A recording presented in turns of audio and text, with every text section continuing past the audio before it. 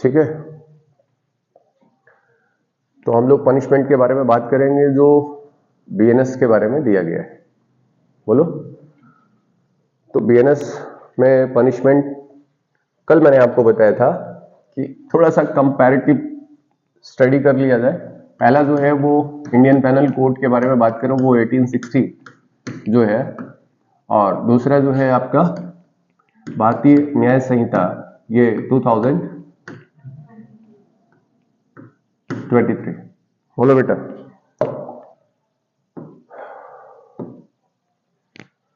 तो यहां पे जो पनिशमेंट से रिलेटेड जो प्रोविजन है वो कहां पे दिया गया था आपका? चैप्टर कौन सा है आपका? ये चैप्टर 3 है, और this one is a chapter, ये चैप्टर 2 में बताया गया है। यहां पे जो प्रोविजन दिया गया है वो 53 से लेकर के कहां तक दिया गया है? यदि मैं सेक्शंस की बात करें तो 75 तक दिया गया है। चैप्टर 3 का जो प्रोविजन है वो कहां से कहां तक है? This one. और यहां पे बात करोगे तो ये सेक्शन कहां से स्टार्ट हो रहा है आपका? 4 से लेकर के 13 तक है। बोलो। और फिर यहां पे काइंड्स ऑफ पनिशमेंट के बारे में बात करूं, किसके बारे में बात करूं? काइंड्स ऑफ पनिशमेंट के बारे में बात करिए तो काइंड्स में देखोगे तो पहले कितना था? पहले कितने थे आपके? यानी ओरिजिनली आप देखोगे तो इंडियन पैनल कोड में 6 थे। डिपोर्टेशन फॉर द लाइफ जो था, काला पानी की सजा, वो समाप्त किया गया, तो ये संख्या कितनी हो गई? 5 हो गई। तो initially there was a provision, वो डिपोर्टेशन फॉर लाइफ, काला पानी की सजा थी। इनिशियली जब आपका इंडियन पैनल कोड लागू किया गया तो उसमें 6 तरीके के पनिशमेंट बताए गए थे। कितने तरीके के? 6 तरीके के पनिशमेंट थे। और अभी जो पनिशमेंट की संख्या है वो कितनी रह गई थी? 5। और फिर अब आप यहां देखोगे तो बीएनएस में यहां पे फिर से पनिशमेंट जो हो गया वो कितने तरीके का हो गया? 6। बोलो भैया। यहां पे एक पनिशमेंट जो समाप्त हुआ था वो काला पानी की सजा समाप्त हुई थी। यहां पे एक पनिशमेंट जो एड ऑन हुआ है, जो जुड़ा हुआ है, वो कौन सा आ गया? ये है कम्युनिटी सर्विस। कम्युनिटी, ये जो कम्युनिटी, ठीक है, सर्विसेज, कम्युनिटी ही याद करिए आप, तो कम्युनिटी सर्विस। बोलो बेटा। तो अभी कितने तरीके के पनिशमेंट के बारे में बात हो रही है आपके यहां? ठीक है। और यहां A to F। बोलो। A to F। तो यदि हम काइंड्स ऑफ पनिशमेंट के बारे में बात करेंगे तो हमारे पास जो पनिशमेंट है वो कौन कौन सा है? पहला जो है कैपिटल पनिशमेंट है या डेथ पनिशमेंट है? बोलो बेटा। पहला जो है वो कौन सा है? कैपिटल पनिशमेंट है या डेथ पनिशमेंट है? दूसरा जो है वो लाइफ इंप्रिजनमेंट है। तीसरा जो है वो इंप्रिजनमेंट है। इंप्रिजनमेंट जो है ये 2 कैटेगरी का है, 2 तरीके का है, आइदर सिंपल और rigorous imprisonment, and the next one is forfeiture of, and the next one is a fine, and again community services। तो ये जो कम्युनिटी सर्विस आई है ये आपका पहली बार, ऐसा नहीं ये फर्स्ट टाइम एड ऑन हुआ है, ठीक है। कुछ अदर लॉज थे जहां पे पहले भी कम्युनिटी सर्विस का प्रोविजन था, अदर स्पेसिफिक लॉज में कम्युनिटी सर्विसेज के बारे में बात किया गया। यानी इंडियन पैनल कोड में एज अ जनरल लॉ ये नहीं था। बीएनएस में भारतीय न्याय संहिता के तौर पर एक जनरल लॉ के तौर पर इसे क्या किया गया? फर्स्ट टाइम इंट्रोड्यूस किया गया है कम्युनिटी सर्विस को।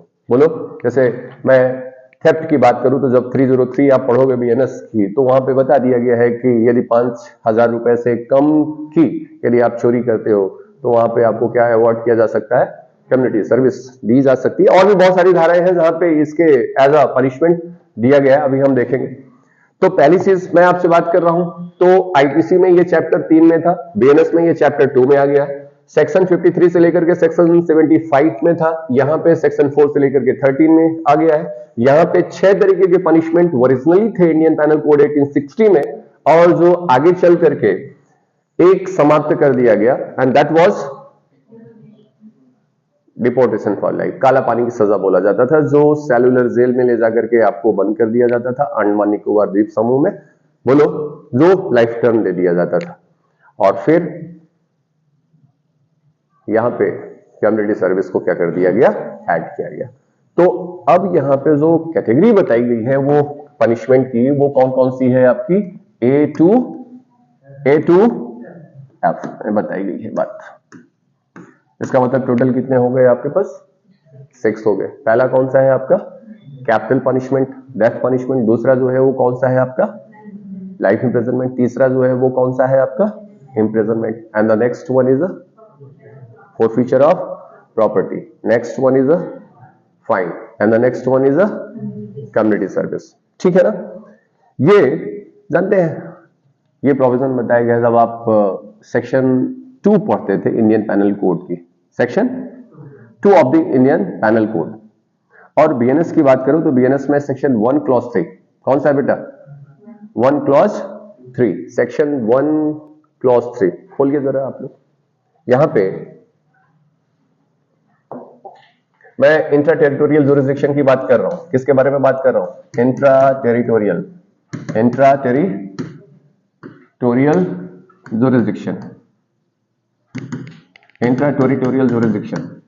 बोलो, ये अंतः क्षेत्राधिकार के बारे में बात कर रहे हैं, किसके बारे में बात कर रहे हैं, इंट्रा टेरिटोरियल जुरिस्डिक्शन।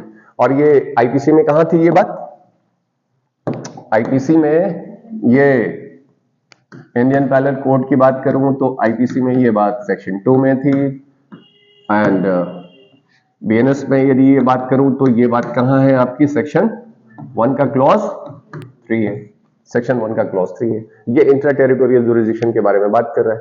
देखिए ये कहता क्या है, जरा आप सुनिए तो, इसकी जो लैंग्वेज है वो क्या कह रहा है, एवरी पर्सन। क्या वर्ड यूज किया है यहां पे, एवरी पर्सन। ये जरा मान लेते हैं ये टेरिटरी ऑफ इंडिया है, ये क्या है, टेरिटरी ऑफ इंडिया है। Territory of India is always greater than that of the India, ऐसा नो है, ठीक है। तो अब ये कह रहा है कि एवरी पर्सन, वर्ड यूज हुआ है बेटा, क्या लिखा हुआ है, एवरी पर्सन। कोई भी ऐसा व्यक्ति है, मैं जब आपकी बात कर रहा था मैं आपको वहीं लेके जाना चाह रहा हूं, और जो वर्डिंग है उसे आपको देखना है। तो क्या कह रहा है, every person, every person, word use हुआ every person. Here person include the natural person और legal person, person include the foreigner as well as the citizen. ये किसको इंक्लूड कर रहा है, ये सिटीजन को भी इंक्लूड करता है, और ये किसको इंक्लूड कर रहा है, ये फॉरेनर को भी कर रहा है, और ये किसको कर रहा है, ये नेचुरल पर्सन को भी करता है, और किसको करेगा, ये लीगल पर्सन को भी करेगा। इसका मतलब कह रहा है एवरी पर्सन।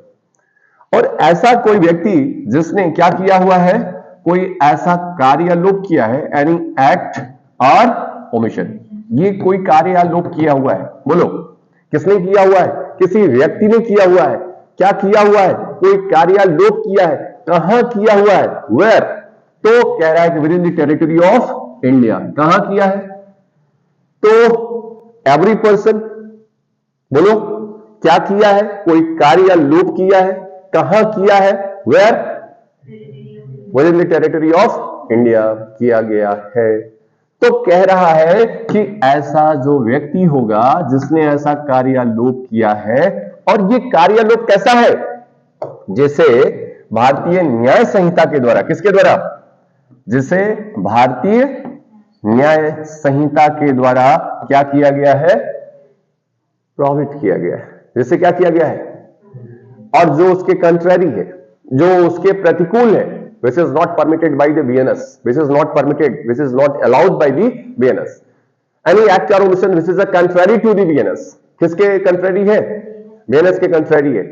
किसने किया है, एवरी पर्सन, कोई भी कर सकता है, चाहे वो नेचुरल हो, चाहे वो आपका लीगल पर्सन हो, यानी कोई कंपनी हो, कोई एसोसिएशन हो, कोई बॉडी ऑफ पर्सन हो, कोई ग्रुप ऑफ पर्सन हो, जो भी है उसने किया हुआ है। कोई सिटीजन है या कोई फॉरेनर है, क्या किया है, कोई ऐसा एक्ट किया है या ओमिशन किया है, कहां किया है, where this act was done, where this omission was done. So this act और omission was done within the territory of India. कहां किया गया है, भारत के भीतर किया गया है। और ये एक्ट कैसा था, दिस एक्ट और omission was in in contradiction of the भारतीय न्याय संहिता। बात समझ पा रहे? तो वहां क्या लिखा हुआ है कि दिस पर्सन, क्या होगा बेटा, this person shall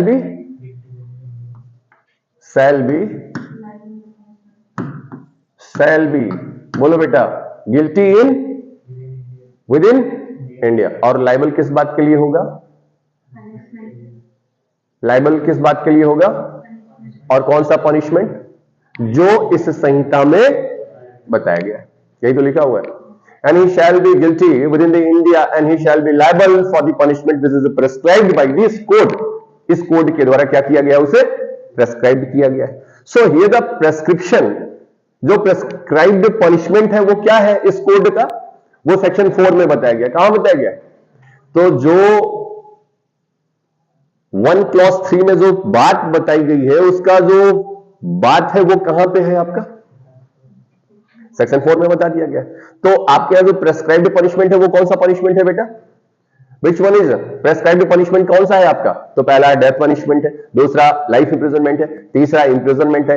imprisonment either simple हो सकता है या क्या हो सकता है?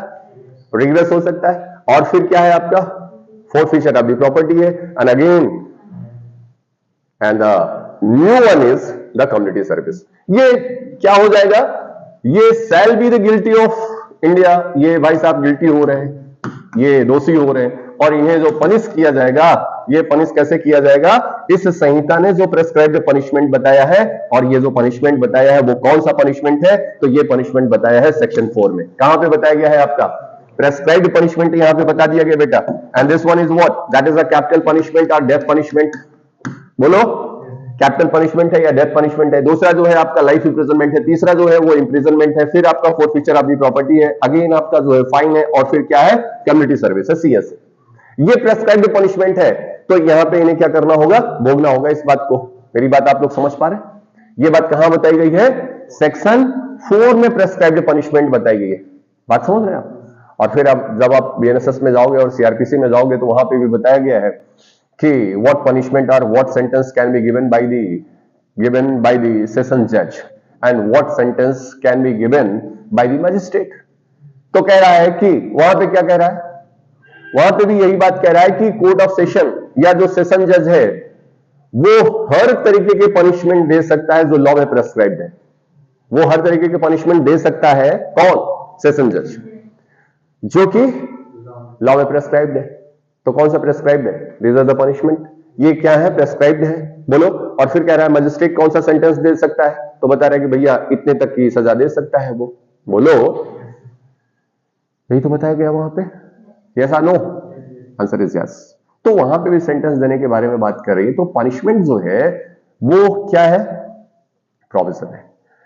जब आपको और थोड़ा सा बेसिक कॉन्सेप्ट में मैं लेके जाऊं तो मैंने आपसे कहा था कि आपको पनिशमेंट मिलना चाहिए क्योंकि ये न्याय संहिता है। क्या हो गया है? भारतीय न्याय संहिता। थोड़ा सा संभालिएगा, मैं क्या बताना चाह रहा हूं आपको। न्याय की बात कर रहा है। किसके बारे में बात कर रहा है? तो इसका मतलब जस्टिस के बारे में बात कर रहा है, न्याय के बारे में बात कर रहा है। तो न्याय किसके साथ होनी चाहिए? न्याय एक्यूज के साथ भी होना चाहिए, न्याय विक्टिम के साथ भी होना चाहिए। It is a victim oriented, it is as well as the accused oriented.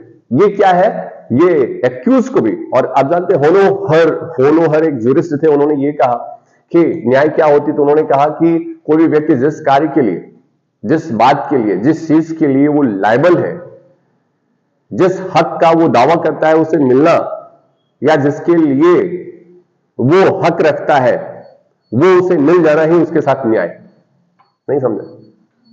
यानी कोई व्यक्ति जिसके लिए इंटाइटल्ड है वो उसका मिलना ही उसके लिए क्या है? न्याय है। यानी प्रैक्टिकली आप सोचिए जरा, कितनी अच्छी बात और कितनी अच्छी बात बताइए। क्या बताया गया है कि जिस बात के लिए आप इंटाइटल्ड हो वो आपको मिल जाना ही क्या हो गया? जस्टिस हो गई आपके साथ। तो यहां पे एक्यूज जो है वो कोई ऑफेंस कमिट करता है तो उसे क्या मिलना चाहिए? पनिशमेंट। जो जिसके लिए वो हकदार था, जिसके लिए इंटाइटल्ड था, वही मिल जाना उसके लिए क्या है? तो ये the punishment when the punishment is given to the accused, और ये पनिशमेंट उसे मिल गया, उसके साथ न्याय हो गया। और यही पनिशमेंट जो एक्यूज को मिला है, ये जिसके लिए वो इंटाइटल्ड था, ये न्याय है। और विक्टिम के साथ भी क्या हो गया? जस्टिस हो गया। नहीं हुआ? हो गया कि नहीं हुआ? तो पनिशमेंट मिलना, उसके लिए क्या हुआ? विक्टिम के लिए क्या हुआ? जस्टिस हुआ। जिसका हकदार कौन है? एक्यूज है, उसे मिल जाना। तो पनिशमेंट अपने आप में क्या हो गया? ये जस्टिस ओरिएंटेड है। क्या है आपका? ये न्याय के लिए जरूरी है दंड को दिया जाना। बोलो भैया।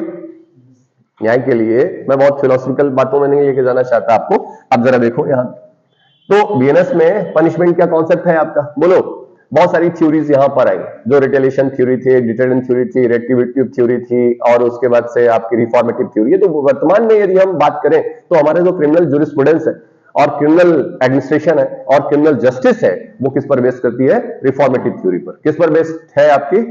रिफॉर्मेटिव थ्योरी पर बेस्ड है। इसका मतलब हमारा जो क्रिमिनल लॉ है वो ये चाहता है कि क्या होना चाहिए? रिफॉर्म होना चाहिए। एक्यूज्ड को क्या किया जाए? रिफॉर्म किया जाए। बोलो भैया। तो हम जो जो मेथड्स को फॉलो करते हैं वो कौन से मेथड्स को फॉलो करते हैं? रिफॉर्मेटिव थ्योरी को फॉलो करते हैं। किस थ्योरी को? रिफॉर्मेटिव थ्योरी को फॉलो किया जाता है। बात समझ पाए? तो चूंकि यहां पे न्याय की बात हो रही है, किसके बारे में बात हो रही है? न्याय के बारे में बात हो रही है। और एक कॉन्सेप्ट आपने क्या पढ़ा हुआ है? कॉन्सेप्ट आपने ये पढ़ा है कि where there is a right there is a remedy. बोलो बेटा। वेयर यूबी जस्ट पढ़ा है आपने। क्या पढ़ा है आपने? यूबी जस्ट। और क्या पढ़ा है आपने? इबी रेमेडियम। तो यूबी जस्ट इबी रेमेडियम, इसका मतलब जस्ट का मतलब राइट होता है। जस्ट का मतलब क्या होता है? राइट। तो जहां अधिकार है वहां पे उपचार है, वहां पे क्या है? रेमेडी है। बोलो यार, है या नहीं है? तो where there is a right there is a remedy. इसका मतलब क्या हुआ? जहां पे आपके राइट का वायलेशन हुआ है वहां पे आपको क्या मिलना चाहिए? रेमेडी मिलनी चाहिए। यहां पे अपराध किया जा रहा है, क्या किया जा रहा है? ऑफेंस कमिट किया जा रहा है, आपके राइट्स का वायलेशन हो रहा है, क्या हो रहा है? तो आपको रेमेडी मिलना चाहिए कि नहीं मिलना चाहिए? तो criminal law as a remedy वो क्या दे रही है? वो या तो कंपनसेशन देगी और या तो पनिशमेंट देगी। क्या देगी? देने वाली है। इसका मतलब क्या हुआ कि अब आप मुझे बताइए कि ये यहां पे इन्होंने, भैया ने क्या किया हुआ है? ऑफेंस कमिट किया हुआ है। हियर द एक्यूज्ड, इन्होंने क्या कमिट किया हुआ है? ऑफेंस कमिट किया हुआ है। ये जो ऑफेंस कमिट हुआ है इन्हें क्या मिलना चाहिए? Punishment or not? किसके लिए लाइबल है ये पहले बता दो। पहले इन्हें क्या मिलना चाहिए? किस बात के लिए इंटाइटल्ड है ये? For the punishment. And what punishment should be given? The punishment which is prescribed under the BNS. जो पनिशमेंट यहां पे प्रेस्क्राइब्ड है वो पनिशमेंट में से किसी पनिशमेंट को इन्होंने दिया जाना है यदि इनके द्वारा किया गया कार्य या लोप ऐसा है जो कि इस संहिता के प्रतिकूल है। कैसा है? इस संहिता के प्रतिकूल है। संहिता ने कहा चोरी नहीं करना है और आपने चोरी करा है। इसका मतलब जिस काम को उसने मना करा था, जिस चीज को उसने प्रोहिबिट करा है, उसी को कर रहे हो आप। इसका मतलब कंट्रारी टू दी कोड है, और कंट्रारी कोड है तो आपको उसको क्या करना होगा? पनिशमेंट झेलना होगा। You should be liable for that. Is it clear? नहीं हुआ? तो यहां पे दंड के विषय के बारे में बात किया गया। सेक्शन 4 जो है वो किसके बारे में बात कर रहा है? पनिशमेंट के बारे में बात कर रहा है। बोलो भैया। अच्छा, यहां पे हम कैपिटल पनिशमेंट को एक अलग सेक्शन के तौर पर हम आपसे डिस्कस करेंगे। ठीक है, कैपिटल पनिशमेंट्स के क्या प्रॉस हैं, क्या कॉन्स हैं, ठीक है, क्या इंटरनेशनल डिबेट है इसकी, एज अ सेपरेट लेक्चर के तौर पर हम आपसे बात करेंगे। ठीक है, और कितनी भी सेक्शंस हैं जो यहाँ पे इनकॉर्पोरेट होकर के आई हैं एज अ कैपिटल पनिशमेंट जो आपके यहाँ है। ठीक है, इंडियन पैनल कोड में कितनी थी और यहाँ पे कितनी थी? बोलो। अच्छा, मैं लाइफ इंप्रिजनमेंट के बारे में बात करूं तो जो लाइफ इंप्रिजनमेंट है, आजीवन कारावास के बारे में जो बात हो रही है, आजीवन कारावास जो होता है थ्रू आउट द लाइफ के लिए होता है। कब के लिए होता है? For your remains life. कब तक के लिए होता है? रिमेन्स लाइफ के लिए होता है। बोलो भैया। टिल द लास्ट ब्रीदिंग तक होता है, और फिर वो कंडीशंस हैं जब आपको रिलीज कर दिया जाएगा वहां पे। इन सामान्य अर्थों में यदि देखा जाए तो आजीवन कारावास का मतलब क्या होता है? आपकी अवशिष्ट अवधि। क्या है? अवशिष्ट काल। अब आपको कहां सर्व करना है? जेल में रहना है। और ऐसी स्थिति में बहुत सारे ऐसे प्रोविजन हैं जहां पे लाइफ इंप्रिजनमेंट के बारे में प्रोविजन किया गया है। सबसे खास बात जो है, लाइफ इंप्रिजनमेंट का टेन्योर फिक्स होता है जब ऐसी लाइफ इंप्रिजनमेंट फ्रैक्शन में दी जाती है। किस में दी जाती है? फ्रैक्शन में दिया जाता है। मैं जब आईपीसी में हम आप पढ़ते थे ये बात जो है, कहां पे? जब आपका लाइफ इंप्रिजनमेंट किस में दिया जा रहा हो? फ्रैक्शन में दिया जा रहा हो, तो ऐसी स्थिति में लाइफ इंप्रिजनमेंट का जो टेन्योर होता है वो कितना होता है? लाइफ इम्प्रिजनमेंट का जो टेन्योर होता है वो 20 ईयर होता है। कितना होता है लाइफ इम्प्रिजनमेंट? 20 ईयर्स। बोलो भैया। और यहां पे अब जो बातें की गई हैं आपकी वो बीएनएस में वो सेक्शन 6 में बताया गया। कहां पे बताया गया? सेक्शन 6। तो इंडियन पैनल कोड में ये बात कहां बताई गई थी बेटा? इंडियन पैनल कोड में आईपीसी। दरअसल ये ट्रांजिशनल फेज है इसलिए मैं आपको बता रहा हूं, ये बहुत ही डिफिकल्ट है आपको दोनों हेड में रख पाना। ये 57 में था। कहां पे था? ये बात 57 में बताई गई है and this one is BNS, और ये कहां पे बताई गई है? सेक्शन 6 में बताई गई है। इसका मतलब क्या हुआ? हमने ये कहा कि जब आजीवन कारावास भिन्न के रूप में होगा, किसके रूप में होगा? आजीवन कारावास भिन्न के रूप में होगा, तब ऐसी स्थिति में इसका जो टेन्योर होगा वो कितना होगा? 20 ईयर्स होगा। बोलो बेटा 20 वर्ष होगा। मैं आपसे बता चुका हूं कि ऐसी कोई साइंटिफिक टेक्नोलॉजी आपके पास नहीं है जिससे आप किसी की लाइफ को प्रिडिक्ट कर सको। तो ये सामने वाला व्यक्ति जो है वो कितना दिन जीने वाला है, ये संभव है?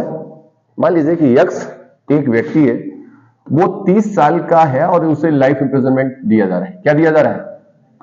लाइफ इंप्रिजनमेंट दिया गया और कह रहा है कि ये अपने आजीवन कारावास का आधा भोगेगा। कितना भोगेगा? आधा भोगेगा आजीवन कारावास का। इसका मतलब उसकी रेमेंस लाइफ जो है ये प्रिडिक्ट किया जा सकता है?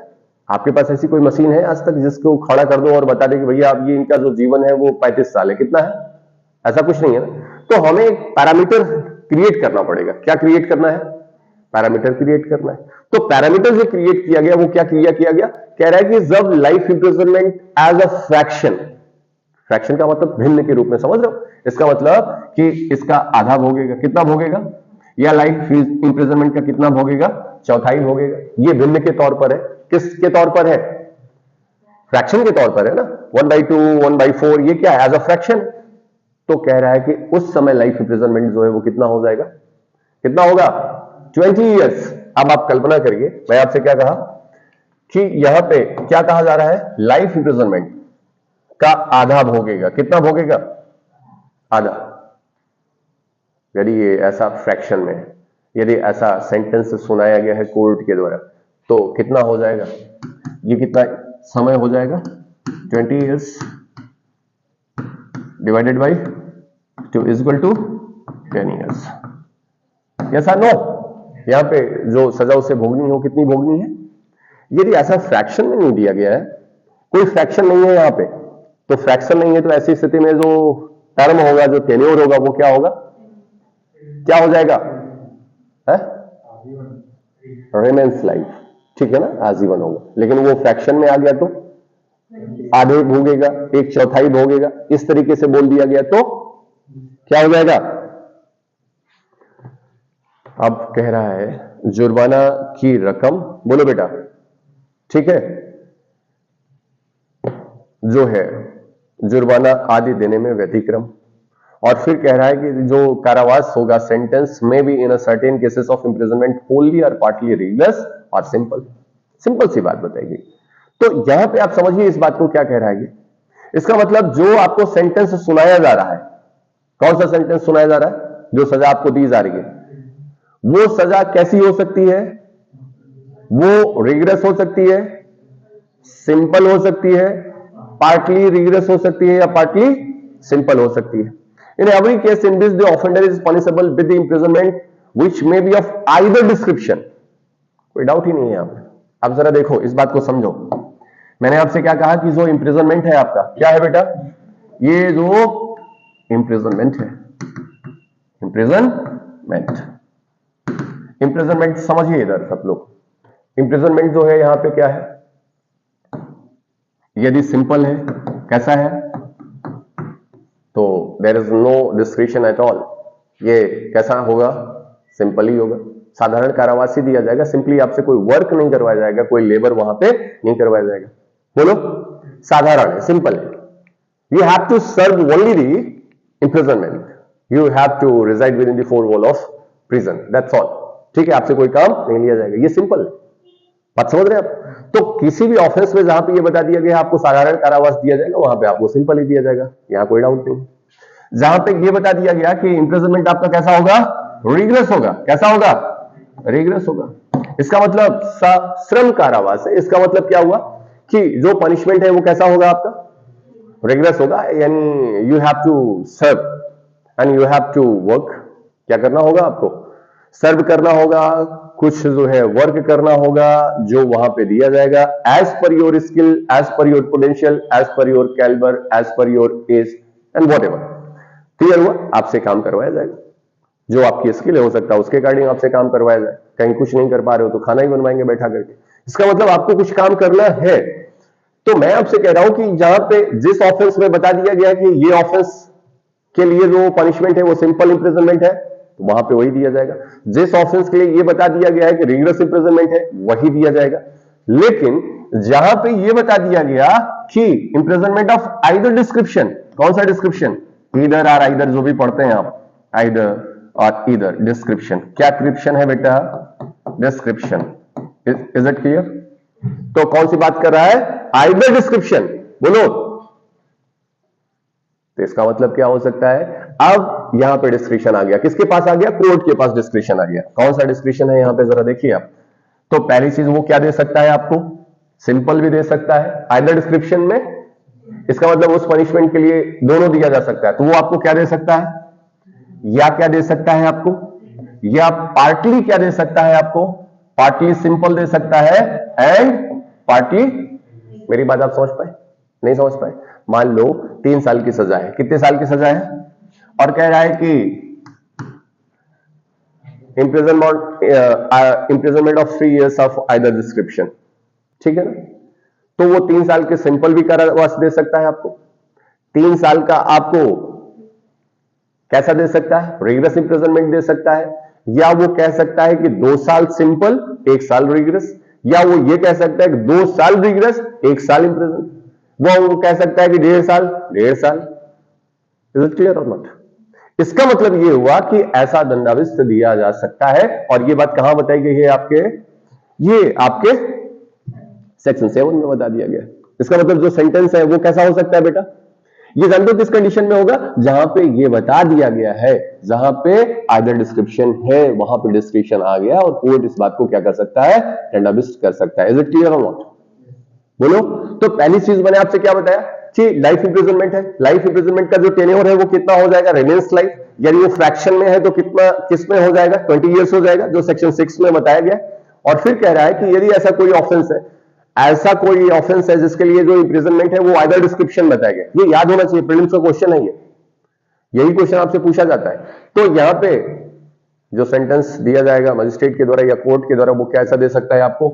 आइदर सिंपल और रिगरस, और पार्टली सिंपल और पार्टली रिगरस। यानी ये साधारण कारावास भी दे सकता है, कठोर कारावास दे सकता है, आंशिक साधारण और आंशिक कठोर कारावास दे सकता है। क्लियर हुआ कि नहीं हुआ? लेकिन ये कब? जब ये आइदर डिस्क्रिप्शन का पनिशमेंट होगा तब। क्लियर हुआ कि नहीं हुआ? अब जरा देखिए सेक्शन 1 जो है वो कह रहा है कि जुर्माने की रकम, कैसी रकम है आपकी? जो जुर्माने की रकम है, amount of the fine, liability in default of the payment of the fine. पहली बात तो जुर्माने की रकम की बात कर रहे हैं, बोलो। और उसके डिफॉल्ट पर आपने क्या नहीं दिया हुआ है? फाइन आपने पे नहीं करा, डिफॉल्ट कर दिया है आपने। बोलो भैया, पेमेंट नहीं किया है, डिफॉल्ट कर दिया है ऐसी स्थिति में। बोलो बेटा। तो अब ऐसी स्थिति में जरा कह रहा है जहां राशि अभिव्यक्त नहीं की गई है, जहां राशि को क्या नहीं किया गया है? एक्सप्रेस नहीं किया गया, अमाउंट को फिक्स नहीं किया गया। क्या नहीं फिक्स किया गया? Where no sum is express to which the fine may be extend, the amount of fine to which the offender is liable is unlimited but shall not be excessive. ये मैं अक्सर आपको इंडियन पैनल कोड में बताता रहता था। बोलो, ये बात कहीं लिखी गई थी? इंडियन पैनल कोड में ये बात कहां बताई गई थी? बोलो बेटा। 63 में बताई गई थी। कहां बताई गई थी? 63 में बताई गई थी। इसका मतलब क्या हुआ कि जहां पे भी अमाउंट आपका फिक्स नहीं है, फाइन का अमाउंट फिक्स्ड नहीं है। ये जरा देखो आप। So this is a fine, ये जुर्माना है, और जुर्माने की रकम जो है वो फिक्स नहीं है। क्या नहीं है? जुर्माने की रकम जो है वो क्या नहीं है बेटा? फिक्स्ड नहीं है, नो फिक्स्ड। ठीक है ना? तो कह रहा है कि कितना जुर्माना दिया जा सकता है? मन दो, जितना मन में उतना दे दो, ऐसा ही होगा क्या? है ना भैया? तो इसका जो राइडर है, जो टेक्स्ट है, वो क्या है कि where the amount of the fine is not fixed, where the amount of the fine is not where the amount of the fine is not fixed. तो कह रहा है कि ये क्या हो सकती है, अनलिमिटेड हो सकती है। क्या हो सकती है, अनलिमिटेड। ये याद रखिएगा, ये कई बार पूछा गया है। अनलिमिटेड हो सकती है बट नॉट एक्सेसिव। क्या नहीं हो सकता है, एक्सेसिव नहीं होगा, बट नॉट एक्सेसिव। ये बहुत इंपॉर्टेंट बात है और इसे समझिए आप क्या है। ये अनलिमिटेड हो सकता है, अमाउंट कुछ भी हो सकता है, ये 10 रुपए से 10 लाख तक भी हो सकता है ना, लेकिन ये एक्सेसिव नहीं होगा। एक्सेसिव मींस जिसके ऊपर ये फाइन आप इंपोज कर रहे हो उसके लिए वो बात क्या नहीं हो सकती, वो क्या ना हो, अत्यधिक ना हो। मेरी बात आप समझ पाए। अब आप एक कोई मान लो बड़ा आदमी है, बिजनेसमैन है ना, उसके ऊपर आपने फाइन जो है वो 1 लाख रुपए इंपोज कर दिया है। ये उसके लिए क्या है, एक छोटा सा काम है, हमने बहुत छोटा सा अमाउंट रखा उसके, हो सकता है पीछे वाली जेब निकाले, हो सकता है वहीं से गिर जाए। 1 लाख रुपए मांग रहे हैं भाई। लेकिन आप एक रिक्शा चलाने वाले को, एक फुल्की बेचने वाले को, सामान्य आदमी जो आपका 200-400 रुपए पर डे की इनकम कमा रहा है, उसके ऊपर आपने कितना इंपोज कर दिया, 1 लाख रुपए। ये उसके लिए एक्सेसिव हो जाएगा कि नहीं हो जाएगा, एक्सेसिव हो जाएगा भाई। पैरों में चप्पल नहीं है उसके पास पहनने के लिए और आपने 1 लाख रुपए की फाइन इंपोज कर दिया। पूरी मेहनत करेगा, उसकी जो सेविंग है वो 4 साल की सेविंग है उसकी 1 लाख रुपए। नहीं समझ रहे हो आप, ऐसे तमाम लोग हैं या नहीं है? तो आप उसके ऊपर जो फाइन इंपोज करो वो कितना इंपोज कर दिया है आपने, 1 लाख रुपए। ये उसके लिए क्या हो गया, एक्सेसिव हो गया। मेरी बात आप समझ पाए। लेकिन एक बड़ा आदमी है, उसके लिए 10 लाख रुपए भी आप इंपोज कर दोगे तो वो उसके लिए एक्सेसिव। तो इसका मतलब वो अमाउंट क्या हो सकती है, 10 रुपए भी हो सकती है, 100 रुपए भी हो सकती है, 1000 भी हो सकती है, 10,000 हो सकती है, वो 1 लाख भी हो सकती है, अनलिमिटेड हो सकती है। क्या हो सकती है, लेकिन जिसके लिए आप क्या कर रहे हो, जिसके लिए आप इंपोज कर रहे हो, जिसके ऊपर आप इंपोज कर रहे हो, वो क्या नहीं होना चाहिए, उसके लिए एक्सेसिव नहीं होना चाहिए। और यही बात यहां पे बता दिया गया। तो फाइन जो आप इंपोज करोगे इस बात का राइडर होगा, इस बात का क्या होगा, राइडर आपके ऊपर लगा होगा। क्लियर है कि नहीं है, नहीं क्लियर है। मैं आपसे बार बार कह रहा हूं कि जब भी आप ये वाली क्लास अटेंड करिए, आप बीएनएसएस साथ लेकर के आइए, बीएसएस साथ लेकर के आइए, ठीक है। अभी नहीं है तो इस बात को आप स्टार्ट कर दीजिए, लेके आना। नहीं समझे आप, कारण उसका ये है कि मैं आपको, है बेटा, यस एग्जैक्टली। तो मैं आपसे ये बताना चाह रहा हूं। अब जैसे देखिए कि व्हाट सेंटेंस, मैंने अभी बताया ना कि what sentence may be given by the magistrate. तो जब आप देखोगे वहां पे आपके यहां सेक्शन में बता दिया गया है, सीआरपीसी में जब आप देखोगे तो वहां पे क्या बताया गया था, वहां पे यह बताया गया था कि कोई मजिस्ट्रेट जो है वो कितना दे सकता है, जुडिशियल मजिस्ट्रेट फर्स्ट क्लास। ये हायरार्की के बारे में बता दूं आपको। तो ये हायरार्की जो है आपकी, बोलो बेटा, ये पहली बात तो कौन है, हाई कोर्ट है, फिर उसके बाद कोर्ट ऑफ सेशन है, और ऊपर चलो ले लो सुप्रीम कोर्ट हो गया, सुप्रीम कोर्ट से छोटा हाई कोर्ट है, हाई कोर्ट से कोर्ट ऑफ सेशन है, कोर्ट ऑफ सेशन से जो है आपका कौन हो गया, इसी के साथ कोर्ट ऑफ सेशन यानी सेशन जज के साथ कौन सा था आपका, एडिशनल, कौन सा था, एडिशनल सेशन जज हो गया, बोलो भैया। और फिर उसके बाद असिस्टेंट था, क्या था, अब असिस्टेंट सेशन जज को क्या कर दिया गया, रिमूव कर दिया गया, बीएनएसएस में कोई जगह नहीं दी गई है, ये गायब हो गए, क्या हो चुके हैं, ये इवेपोरेट कर गए, उर्ध्वपातन हो गया इनका, क्या हो गया, ऐसी पोस्ट का, ठीक है। अब ये कंसीडर नहीं किया गया, इस पोस्ट को क्या कर दिया गया, समाप्त कर दिया गया, ये आपको दिखेगा नहीं बीएनएसएस में। अब जरा देखिए, एंड अगेन फिर उसके बाद कौन था आपका, सीजीएम था, और सीजीएम के बाद कौन है आपका, ये जुडिशियल मजिस्ट्रेट फर्स्ट क्लास, और फिर उसके नीचे कौन है आपका, सेकंड क्लास, कौन है बेटा, सेकंड क्लास। बोलो मेरे भाई, इतनी बात क्लियर है यहां तक, नहीं है? तो ये कौन है आपके, फर्स्ट क्लास, जीएम कौन है, फर्स्ट, और ये जीएम कौन है, second class. Is it clear? ये हायरार्की है आपकी। बोलो, और भी बीच में हूं मैं, उनको नहीं जोड़ा आपको, जरा देखिए। ये सुप्रीम कोर्ट है, माय लॉर्ड है, अपेक्स है, हाईएस्ट अपीलेट कोर्ट है, हाईएस्ट क्रिमिनल कोर्ट है, गार्जियन ऑफ दी,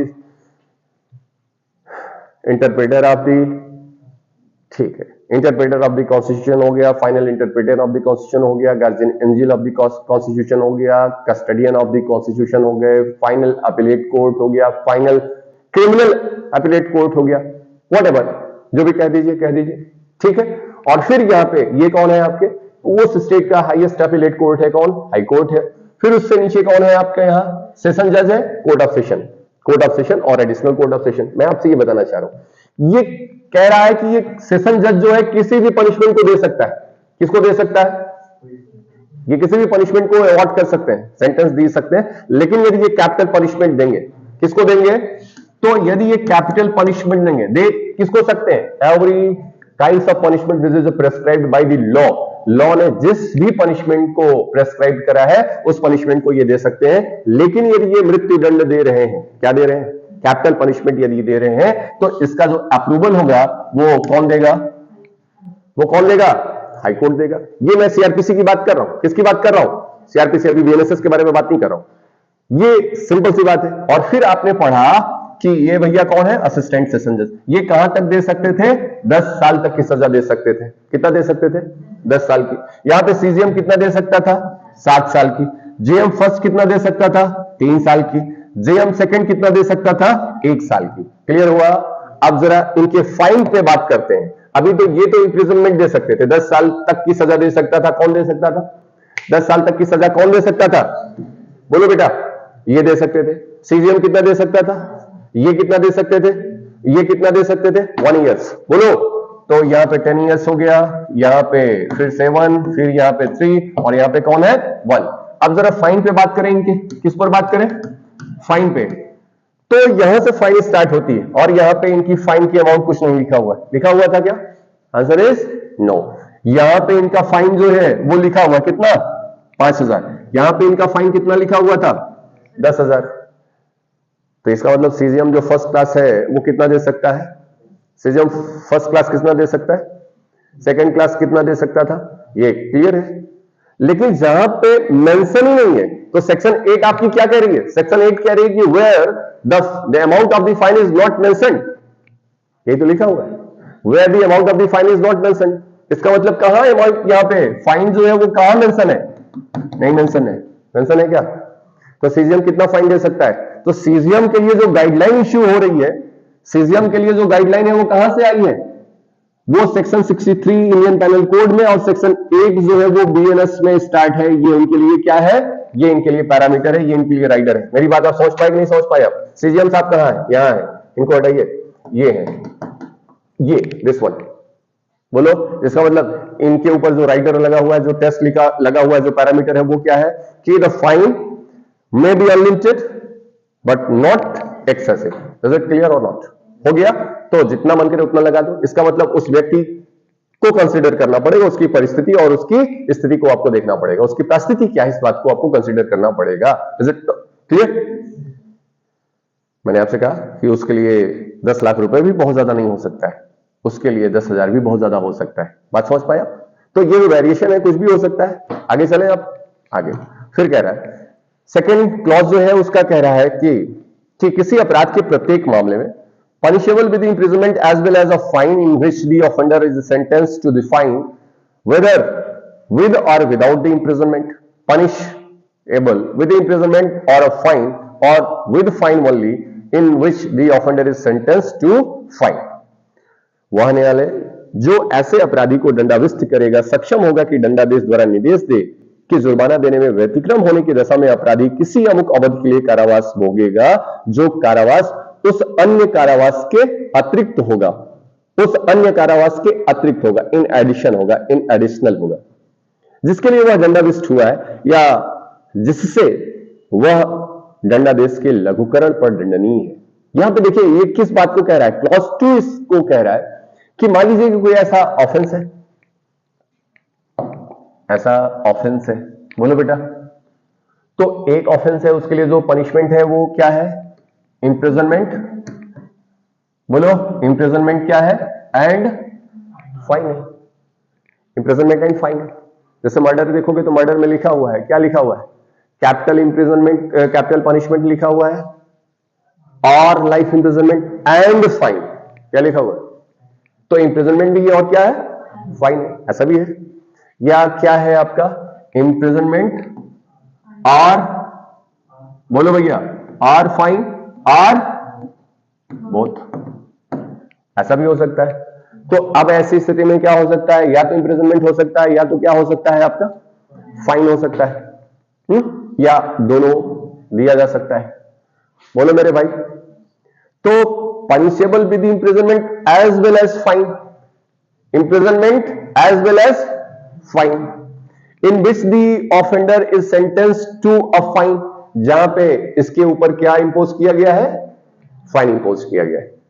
तो जो ऑफेंस था उसके लिए क्या पनिशमेंट दिया जा सकता था, इंप्रिजनमेंट एंड फाइन दिया जा सकता था, और उसके लिए उसे क्या किया गया है, फाइन इंपोज किया गया है। क्या किया है उसने, नहीं समझ पाया, बोलो बेटा, ऐसा नो नहीं हो पा रहा है।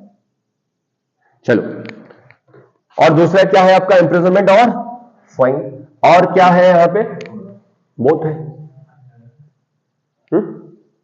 और फिर फाइन इंपोज कर दिया है। क्या कर दिया है, तो कह रहा है कि भाई साहब ये तो कारावास की सजा भोगेंगे ही भैया, लेकिन यदि ये जो फाइन उनके साथ अटैच हुई थी जो सेंटेंस में दिया गया था, and if the offender has not given, offender ने नहीं दिया, तो उसे अतिरिक्त कारावास दिया जाएगा। क्या दिया जाएगा, क्या दिया जाएगा, एडिशनल इंप्रिजनमेंट दिया जाएगा। और ये जो कारावास होगा ये इसके अतिरिक्त होगा, ये इसके क्या होगा, इन एडिशन में होगा। मैं एक एग्जांपल से समझाता हूं आपको, ये इतनी बात समझ में नहीं है। आगे अब जरा देखो यहां पे यार, यहां पे मैं आपसे कह रहा हूं कि मान लीजिए कि यक्स एक ऑफेंस है ना, उसके लिए जो इंप्रिजनमेंट दिया गया वो 3 साल का है। कितना दिया गया, 3 साल का। और इनके ऊपर जो फाइन इंपोज की गई वो कितनी की गई, वो 1000 रुपए की गई। कितने की गई, 1000 रुपए की फाइन इंपोज कर दी गई। बोलो बेटा, है ना, 1000 रुपए की क्या इंपोज कर दी गई, फाइन। सजा कितने साल की है, 3 इयर्स की है। और फाइन जो है वो कितने की है आपकी, यहां पे दोनों दिया जा सकता है, दोनों दिया गया है, लेकिन अब ये 1000 रुपए जो है वो क्या कर दिया है, नहीं दे पाया है। 1000 देने से क्या किया, डिफॉल्ट किया है इसने। तो कह रहा है कि जो नहीं दिया हुआ है, कितना नहीं दिया, 1000, इसके लिए अब इसे क्या दिया जाएगा, एडिशनल पनिशमेंट दिया जाएगा। और ये एडिशनल पनिशमेंट जो होगा ये इस जो मेन पनिशमेंट है उसके अतिरिक्त होगा। मेरी बात आप समझ पाए, हाँ या ना, बोलो भैया। तो ये न देने की वजह से अब इसे क्या दिया जाएगा, इंप्रिजनमेंट दिया जाएगा। बोलो, तो यहां पे मुख्य इंप्रिजनमेंट मेन जो है वो क्या है, दिस वन, और इसके ना देने से उसे क्या दिया जाएगा, इंप्रिजनमेंट। और ये क्या होगा, इन एडिशन होगा, उसमें जुड़ेगा नहीं। मेरी बात आप समझ पाए। अब मान लो ये 2 महीने का हो जाए, मैं एक ऐसे प्रिजम्पशन के तौर पे आपको समझाने के लिए बता रहा हूं। कितना हो जाएगा अधिकतम, 2 महीने, तो ये 3 साल 2 महीने हो जाएगा। कितना हो जाएगा, मेरी बात आप समझ पाए, बोलो। लेकिन ये किस कंडीशन में होगा, ये उस कंडीशन में होगा कि यहां पे जो इंप्रिजनमेंट है वो मुख्य ऑफेंस के तौर पर हो। कैसे हो, ये इंप्रिजनमेंट हो एंड फाइन उसके साथ जुड़ा हो, तब ऐसी स्थिति में डिफॉल्ट कर रहा है, तब की बात ये कर रहा है। कब की बात कर रहा है? कितनी बात समझ में आई? तो पहली चीज मैंने आपसे क्या बताया कि ये मैजिस्ट्रेट क्या कर सकता है, उसे अतिरिक्त कारावास देगा। क्या देगा, अतिरिक्त कारावास देगा। और फिर कह रहा है कि भाई ये बताओ, ये जो एडिशनल पनिशमेंट होगा आपका, ये एडिशनल पनिशमेंट जो होगा वो कितना होगा, बोलो भैया। ये क्या कह रहा है, अब जरा देखिए, the term for which the court direct the offenders to be imprisonment in the default of the payment of the fine shall not exceed 1/4 of the term. तो कह रहा है कि ये जो आप दिलवा रहे हो साहब, ये एडिशनल दे रहे हो आप। क्या दे रहे हो आप, एडिशनल। तो ये एडिशनल कितना होगा, इसकी कोई सीमा है कि नहीं सीमा है?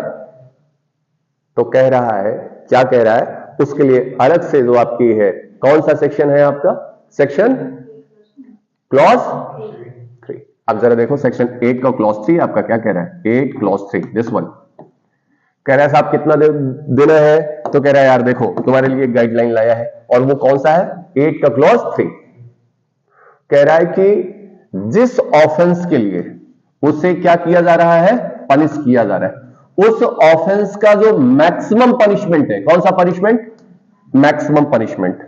सो द मैक्सिमम पनिशमेंट, बोलो बेटा, मैक्सिमम पनिशमेंट किस ऑफेंस का, मैक्सिमम पनिशमेंट कौन सा ऑफेंस है, ऑफ एक्स, बोलो, डिवाइडेड बाई इसका चौथाई, 1/4। ये जो आएगा ये इसके बराबर होगा, यानी एडिशनल इंप्रिजनमेंट कितना होगा, बोलो यार, एडिशनल जो इंप्रिजनमेंट होगा वो कितना होगा, उस ऑफेंस के लिए जो मैक्सिमम पनिशमेंट है उस मैक्सिमम पनिशमेंट के चौथाई से ज्यादा नहीं हो सकता है। इज इट क्लियर और नॉट?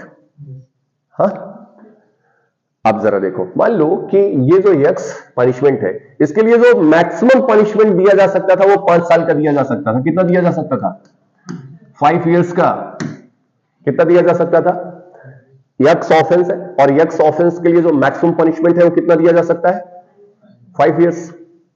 लेकिन कोर्ट ने कितना दिया है? 3 इयर्स। उसी मामले में कितना दिया है? ये तो आपको पता है ना कि ये जरूरी नहीं कि जितना पनिशमेंट लिखा गया है उतना ही देना जरूरी नहीं, बहुत सारे मिटिगेटिंग फैक्टर्स होते हैं।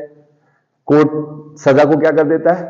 रिड्यूस कर देता है। पहले मान लो कि चोरी के लिए सजा 3 साल की थी, चोरी आपने किया, आपको 1.5 साल की सजा दिया हुआ है, आपको 1 साल की सजा दिया हुआ है, आपको 2 साल की सजा दिया, कोई जरूरी थोड़ा कि 3 ही दे आपको। नहीं समझ में आई बात? हाँ या ना? तो चोरी के लिए जो अधिकतम दंड था वो कितना था? 3 साल था। कितना था? 3 साल था। बोलो मेरे भाई, नहीं है। यहां पे यक्स के मामले में जो अधिकतम दंड है कितना है? मैक्सिमम पनिशमेंट 5 इयर्स, लेकिन कोर्ट ने कितना सुनाया था? 3 इयर्स। और फाइन कितना इंपोज करा है आपके ऊपर? 1000।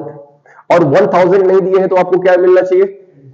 Additional imprisonment. तो कह रहा है कि इसकी लिमिट क्या होगी, एक्सटेंड क्या होगा, कहां तक लेके जाओगे इसे? तो कह रहा है कि इस ऑफेंस का जो maximum punishment, not a given punishment, the maximum punishment कितना? मेरी बात आप समझ पाए? ये पनिशमेंट है और ये सेंटेंस है। ये पनिशमेंट है जो प्रेस्क्राइब्ड है और जो दिया गया है वो सेंटेंस है। तो हम पनिशमेंट की बात कर रहे हैं जो मैक्सिमम प्रेस्क्राइब्ड है। So what is the maximum punishment? 5 years. 5 years का डिवाइडेड बाई 4 कितना? तो 12 गुणे 5 गुणे डिवाइडेड बाई 4, यही तो होगा। तो ये कितना हो गया भैया? 12 और कितना हो गया? 5 जा और डिवाइडेड बाई 4 कितना हो गया है? किसी को हाँ, तो एडिशनल ज्यादा हो सकता है, लेकिन ये इतना मैक्सिमम लिमिट है। अब यदि वही बात मैंने आपको बताया कि ये तो मैक्सिमम लिमिट है, इससे ज्यादा नहीं दिया जा सकता है। यदि आपके द्वारा यदि दिया जा रहा है तो वो जो पनिशमेंट हो जाएगा वो क्या हो जाएगा? इलीगल हो जाएगा। कैसा हो जाएगा? नहीं समझ पाए आप? हाँ या ना? ये मैक्सिमम पनिशमेंट है, जरूरी थोड़ा है कि इतना ही दे दे, हो सकता है 2 ही महीने दे आपको। कितना देगा? पहले लिमिट तो समझिए। ये समझ में आया कि नहीं समझ में आया? हाँ या ना? अब जरा देखो, मैं आपसे कह रहा हूं यदि ये समझ में आ गया है तो देखो, एक्स एक ऑफेंस है, मैं आपको वही फिर से क्लियर कर रहा हूं। एक्स एक ऑफेंस है, इसके लिए जो मैक्सिमम पनिशमेंट है, मैक्सिमम पनिशमेंट जो है वो कितना है? 3 साल। कितना? कोर्ट ने जो सजा दिया हुआ है, बोलो भैया, 3 साल है और क्या है? फाइन है। बोलो, 3 साल मैक्सिमम पनिशमेंट है और फाइन, ऐसा है।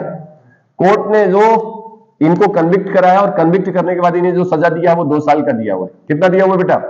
2 इयर्स प्लस फाइन कितना दिया हुआ है? 1000। कितना? अब यहां पे 1000 ये देने से डिफॉल्ट करता है, इसे कितना दिया जा सकता है? एडिशनल इंप्रिजनमेंट कितना दिया जा सकता है? कितना दिया जा सकता है? 1/4। किसका 1/4? ये मैक्सिमम पनिशमेंट कहां है? ये वाले पे नहीं कंफ्यूज होना है, दिस वन। तो यहां पे कितना हो गया? 3 गुणे 12 डिवाइडेड बाई 4, यही तो हुआ। इसका मतलब कितना? 9 मंथ्स। कितना?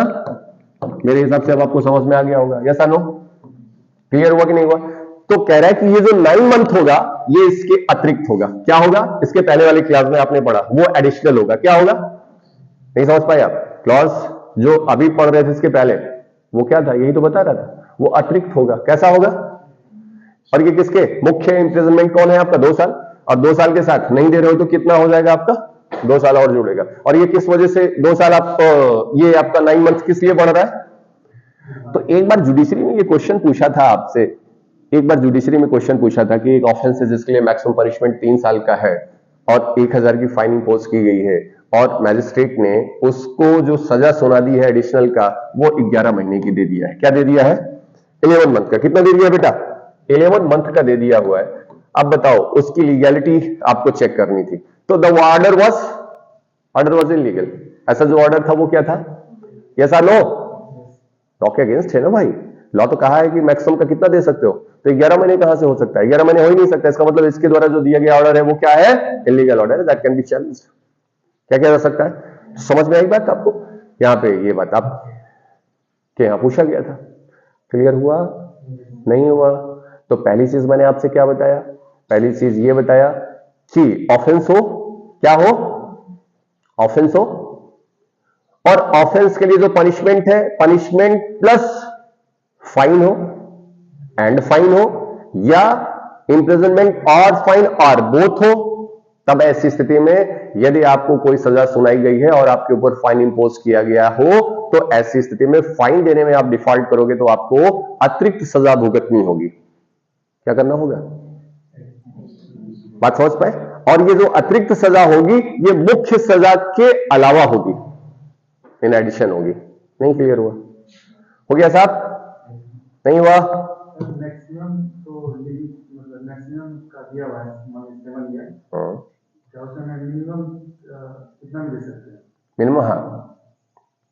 अब जहां पे ये लिख दिया गया कि नॉट लेस देन दिस, कभी कभी आप सेक्शन पढ़िए, जब आप डाउरी डेथ पढ़ते हो तो वहां पे लिख दिया गया कि नॉट लेस देन 7 ईयर्स। कितना? तो इसका मतलब आप 7 साल से नीचे नहीं दे सकते हो। बात समझ रहे हो आप? तो कभी कभी सेक्शन जो है वो नीचे की लिमिट्स भी मेंटेन कर दिया है कि नॉट लेस देन दैट, तब ठीक है, तब उसके नीचे नहीं दे सकते हो, अदरवाइज ये आपका डिस्क्रिप्शन है। बात समझ रहे हैं? अभी हम जब आपके साथ बीएनएसएस पढ़ेंगे तो वहां पे हम आपको बताएंगे कि जिस दिन कन्विक्शन हो जाता है, अब आपका जो एडवोकेट है वो इस बात पर रहता है कि वो प्रयास करे कि आपका जो पनिशमेंट है वो कम हो। अभी तक तो फाइट कर रहा था कि आप जो है दोषी नहीं हो, लेकिन अब ये बात प्रूफ हो गई, आपका कन्विक्शन हो गया, तब आपका एडवोकेट क्या करेगा? और इसीलिए ऑनरेबल सुप्रीम कोर्ट ने कई केसों में बता दिया गया है कि ऑन द सेम डे क्या नहीं किया जा सकता है? कन्विक्शन और सेंटेंस दोनों नहीं सुनाया जा सकता है। बात समझ पाया? इसका मतलब कन्विक्शन और सेंटेंस, इसके बीच में क्या होना चाहिए? डिफरेंस होना चाहिए। अब उसे सेंटेंस के प्रश्न पर सुना जाएगा। किसके प्रश्न पर सुना जाता है? अब इसका एडवोकेट, एक्यूज का जो कन्विक्ट हो चुका है, अब वो रखेगा साहब अकेले सर काम करने वाला है, 2 तो वृद्ध माँ बाप है सर, 2 तो छोटे छोटे बच्चे हैं साहब, ठीक है, फर्स्ट हैंड ऑफेंडर है साहब। अब ये मिटिगेटिंग फैक्टर्स है जिसे कोर्ट कंसीडर करता है और कंसीडर करके उसकी सजा को क्या कर देता है? मिटिगेट कर सकता है। और एग्रावेटिंग फैक्टर्स भी हो सकते हैं कि सामने वाला क्या बात कर रहा हूं सर, ये जो है क्राइम पे क्राइम किए जा रहा हुआ लगातार, ऐसी कोई जरूरत नहीं है, इसे अधिकतम से अधिकतम पनिशमेंट, क्योंकि आपका प्रोसिक्यूशन तो यही चाहेगा ना कि वो आपको अधिकतम से अधिकतम पनिशमेंट मिले। मैं वहां पे बाद में बात करूंगा जब प्रोसीजर पे आऊंगा। तो अभी ये इतनी बात समझ में आ गई? बोलो बेटा। आप जरा देखो, फिर कह रहा वह कारावास जिसे न्यायालय जुर्माना देने में व्यतिक्रम होने के लिए या सामुदायिक सेवा के व्यतिक्रम में आरोपित करे, ऐसे किसी भाग का हो सकेगा जिससे उस अपराधी को उस अपराध के लिए दंडाविष्ट किया जा सकता था। तो यहां पे कम्युनिटी सर्विस के बारे में बात कर रहा है, उतने के लिए उसे क्या किया जा सकता था? पनिश किया जा सकता था, जिसके लिए उसे क्या कर सकते हैं आप?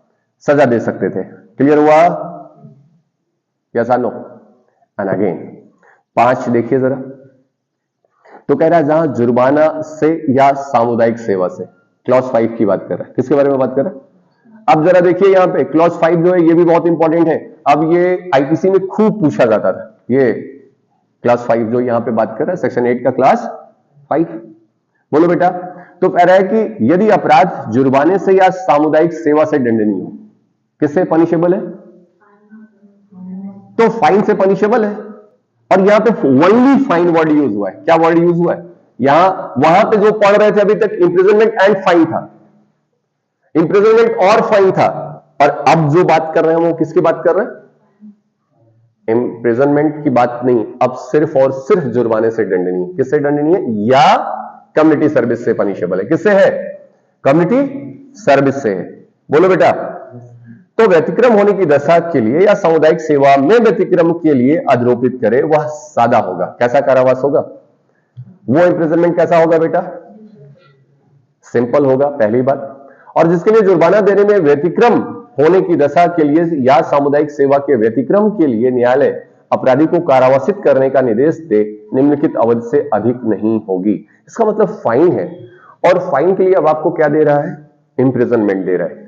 फाइन आपके ऊपर इंपोज किया। अभी तक इसके पहले क्या था? अभी तक जो आपने देखा वो इंप्रिजनमेंट एंड फाइन, यही तो था। या इम्प्रिजनमेंट और फाइन और बोथ, ये था। बोलो बेटा, अब मैं आपसे जो बात कर रहा हूं वो बात क्या कर रहा हूं, ओनली फाइन। अभी क्या है, या तो सिर्फ फाइन है या कम्युनिटी सर्विस है। क्लियर है? यहां पे इंप्रिजनमेंट नहीं है, यहां पे कारावास नहीं। तो मान लीजिए कि आपके ऊपर आपने कोई ऐसा ऑफेंस किया जिसके लिए सिर्फ और सिर्फ फाइन इंपोज की जा सकती हो, क्या की जा सकती हो, या कम्युनिटी सर्विस इंपोज की जा सकती हो, और आपके ऊपर फाइन इंपोज किया गया और आपने उस फाइन को नहीं पे करा, यानी डिफॉल्ट करा है। आपने क्या कर दिया है, आपने डिफॉल्ट कर दिया है। ये बात क्लियर हो रही है? तो डिफॉल्ट कर दिया है। यहां और यहां की पोजीशन क्लियर हो रही है कि नहीं हो रही? यहां इंप्रिजनमेंट एंड फाइन है तब डिफॉल्ट कर रहे हो, यहां पे सिर्फ और सिर्फ फाइन दिया गया था तब डिफॉल्ट कर रहे हो। तो कह रहा है कि अब भी आपको क्या दिया जाएगा, कारावास दिया जाएगा। लेकिन अब जो कारावास होगा वो थोड़ा सा डिफरेंट है। यहां पे कह रहा है कि यदि 2 मास से अनधिक कोई अवधि जब जुर्माने की रकम 5,000 रुपए से अधिक की ना हो, यानी आपके ऊपर जो फाइन इंपोज किया गया था वो उसकी अमाउंट कितनी है। अब जरा देखो बेटा, वो कितना है, फाइन जो है वो कितने की है, 5,000। कितना, दिस वन 5,000। तब आपको सजा कितनी दी जा सकती है, कितना, 2 मंथ। ये ध्यान रखिएगा, ये क्वेश्चन खूब पूछा जाएगा, बहुत हिट क्वेश्चन होता है प्रीलिम्स का, बहुत हिट क्वेश्चन होता है। ठीक है ना? तो यहां पे कह रहा है, अभी ये वहां पे पहले था 1 से 50 रुपए, 50 से 100 रुपए और 100 से अधिक था। अब ये अमाउंट बदला गया है। इस अमाउंट को क्या कर दिया गया है, यहां पे चेंज कर दिया गया है। बोलो भैया, इस अमाउंट को क्या किया गया है, चेंज किया गया है। पहली चीज यहां पे क्या बताया गया है, बोलो, 4 मास से अनधिक की कोई अवधि है जब जुर्माने की रकम 10,000 रुपए से अधिक की ना हो, तो आप कितना दे सकता है आपको। इसका मतलब यदि 10,000 की बात करें, कितना, तो ये कितना हो सकता है, 4 मंथ्स। क्लियर हुआ कि नहीं हुआ, कितना होगा, 4 मंथ्स। और यदि 10,000 रुपए से अधिक है अन्य की दशा में, तो ये कितना हो जाएगा, कितना, इसका मतलब ये 10,000 रुपए से क्या हो गया, अधिक है, तो कितना, 1। इसका मतलब 10,000 रुपए से अधिक है तो कितना भी अमाउंट हो सकता है, मैक्सिमम उसके ना देने से आपको जो पनिशमेंट दिया जाएगा वो कितना दिया जाएगा। ये किसके लिए दिया जा रहा है, on the default of that. ये किसके लिए दिया जा रहा है, उस पर डिफॉल्ट करने के लिए दिया जा रहा है। इज इट क्लियर, नहीं है, हाँ या ना, इज इट एनी प्रॉब्लम, हो रहा है कुछ,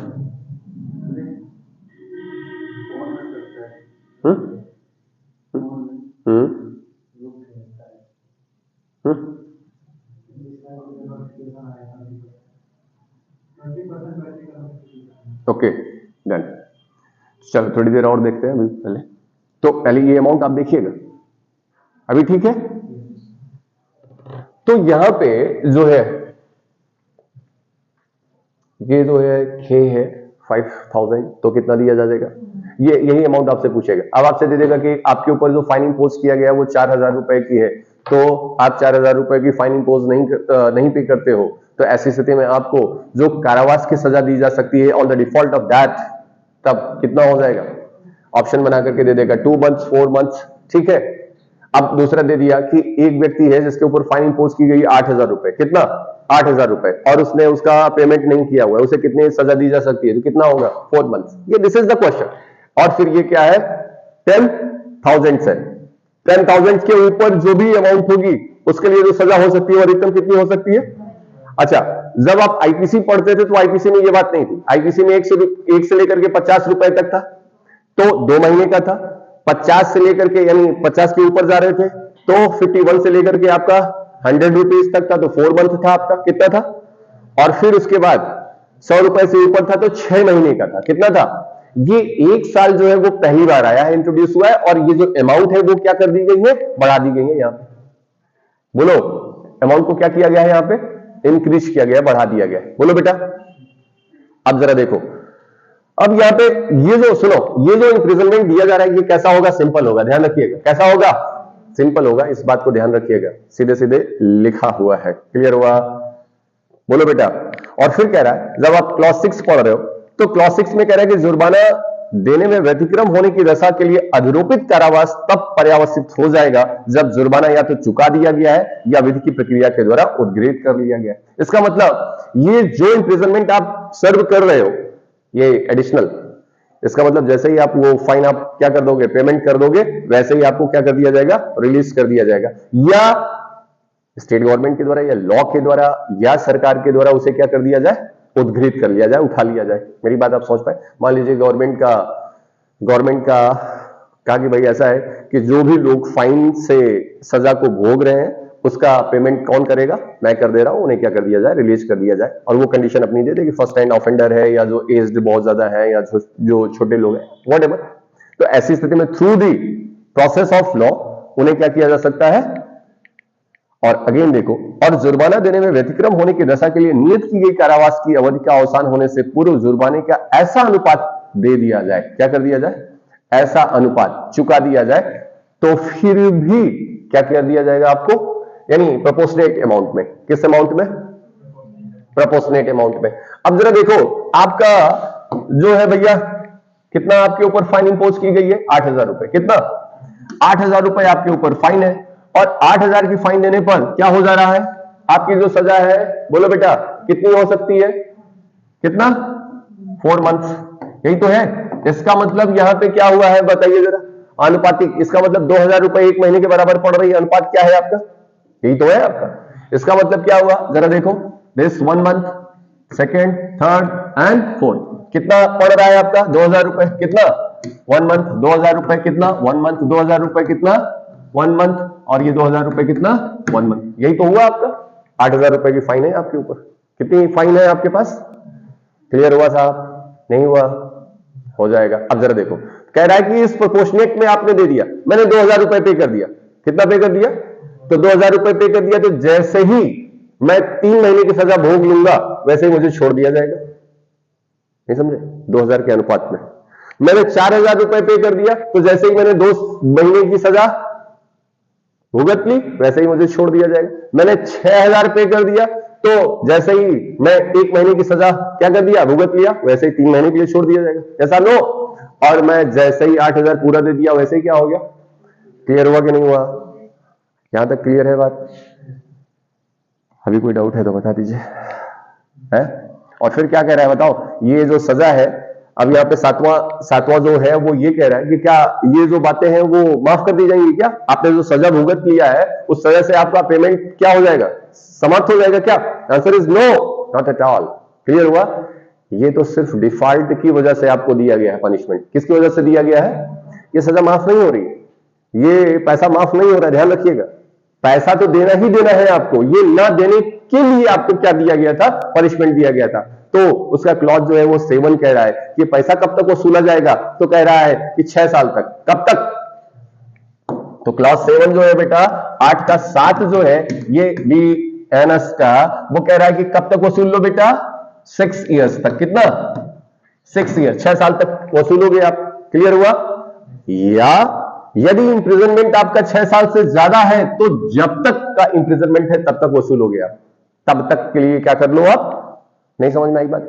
मान लो मुझे 3 साल की सजा मिली है, कितने साल की सजा मिली है, 3 साल की सजा मिली है, तो फाइन कितने दिन में आप वसूल सकते थे, 6 साल में। कितने, 2 साल की सजा मिली है मुझे, तो कितना वसूल सकते हो, 6 साल। 4 साल की सजा मिली है तो अधिकतम कितना वसूल सकते थे, 6 साल। नहीं समझ पाए आप। अब मान लीजिए कि मुझे 7 साल की सजा मिली है, कितने साल की सजा, तो कह रहा है कि अब 7 साल तक वसूल सकते हो वो पैसा। नहीं समझे आप। मुझे जो है 9 साल की सजा मिली है, तो कब तक वसूल सकते हो वो पैसा, 9 साल तक। मुझे 12 साल तक की सजा मिली है, तो उस पैसे को कब तक वसूल सकते हो, 12 साल तक। Is it clear. तो या तो 6 साल तक, और या तो जितनी सजा मिली है उस समय तक, दोनों में से जो ज्यादा हो। क्लियर हुआ। Is it clear. तो ये आपका जो है सेक्शन है। और ये जानते हो ये पूछा कहीं जाता है यार, ये जो है आपका खूब पूछा जाता है प्रीलिम्स एग्जाम में। मैं एक बेयर एक्ट की लैंग्वेज मैंने बताने का प्रयास किया हुआ है, आप एक बार पढ़िएगा। यदि कोई बात नहीं समझ में आएगी तो फिर आप कमेंट करिएगा। और आपका वैल्यूएबल जो है कमेंट ये इंपॉर्टेंट है और वांछित है। Thank you.